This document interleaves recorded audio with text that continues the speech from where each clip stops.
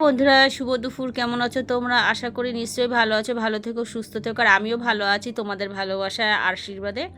তো দেখো, আজ দুপুরের মেনুতে ছিল আমার উচ্ছে দিয়ে ঝিঙা দিয়ে ঘন্ট, আর ছিল কলমি শাক আর মাংস। তো আমি এই ঘন্টটাকে রান্না করেছিলাম সামান্য কড়াইতে তেল দিয়ে, তার উপরে শুকনো লঙ্কা আর কালো জিরা ফোড়ন দিয়েছিলাম, আর তার মধ্যে দিয়েছিলাম দুটো কাঁচা লঙ্কা। তো ঘন্টটা আমার রেডি। আর এদিকে মাংসর আয়োজন করেছিলাম। মাংসটার জন্য যা যা মশলা আমি নিয়েছি তাই তোমাদেরকে আমি ভিডিও করে দেখিয়ে দিলাম, আর আমি মুখে কিছু বললাম না। তো দেখো, এবার মাংসটাকে আমি আগে থেকে ধুয়ে রেখে দিয়েছি। এবার এই মাংসর মধ্যে আমি যেই মশলাগুলো দেব, আমি সেগুলোকে একটু পেস্ট করে নিই। তো পেস্ট করে নিয়ে আমি মশলাটা এই মাংসের মধ্যে দিয়ে নেব।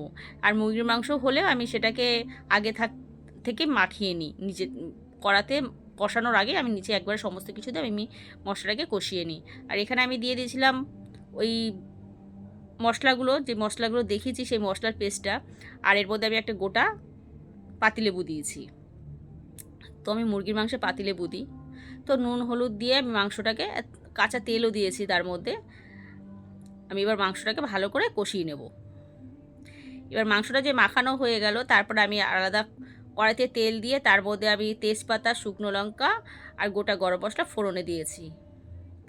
এর মধ্যে কাঁচা পেঁয়াজ দিয়ে কিছুক্ষণ না রেখে আমি তার মধ্যে ওই মেখে রাখা মাংসটা আমি কড়াইয়ের মধ্যে ছেড়ে দিয়েছি। এবার এটাকে ভালো করে কষিয়ে নেব।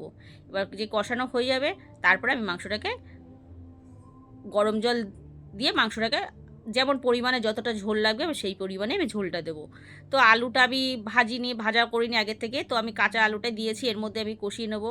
আমি সবসময় আলু ভাজি না, আমি কাঁচাও দিয়ে কষাই। তো মাংসটা কেমন হয়েছে কমেন্ট করে অবশ্যই জানবে। Tata, by.